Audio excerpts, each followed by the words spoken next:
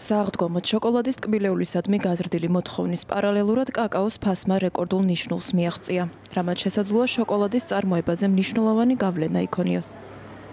ტემპერატურის მატებამ და ამინდის პირობებმა დასავლეთ აფრიკაში, სადაც კაკაოს მსოფლიო მარაგის 70%-ზე მეტს აწარმოებენ, მოსავლიანობა მნიშვნელოვნად დააზიანა.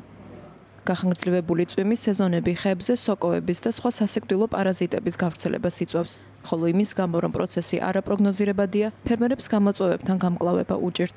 სწორედ ამიტომ 2024 წლის დასაწყისიდან მოყოლებული კაკაოს ფასები გაორმაგდა, რომლისგანაც შოკოლადი და სხვა საკვები მზადდება. ამასთან იზრდება შაქრის ღირებულებაც.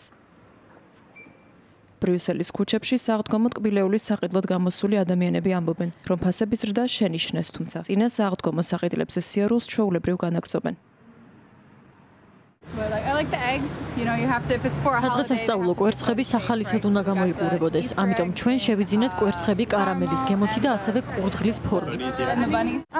ჩვენ ხობა გვიყვარს და ვფიქრობ შოკოლადს უფრო მეტად ამ მიზნით ვიყენებთ და არა უბრალოდ დასაგემოვნებლად. ვერ ვიტყოდი, რომ ეს ფუფუნებაა, მაგრამ ზოგადად ფასების ზრდასთან ერთად შოკოლადის ღირებულებაც იწევს.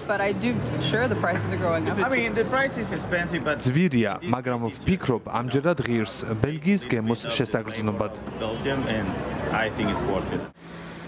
კლიმატის ცვლილებით გამოწვეული სირთულეების გამო ფერმერები კაკაოს ნაცვლად სხვა კულტურების მოყვანაზე გადადიან, რაც ამცირებს კაკაოს მარაგს და შესაბამისად ზრდის ფასს. ამიტომ კაკაოს მეურნეობას მომგებიან ბიზნესად სულ უფრო ნაკლები ფერმერი მიიჩნევს, თუმცა სხვადასხვა ორგანიზაციების, მათ შორის გაეროს ჩართულობა, აჩენს იმედს, რომ პრობლემა ახლო მომავალში გადაიჭრება.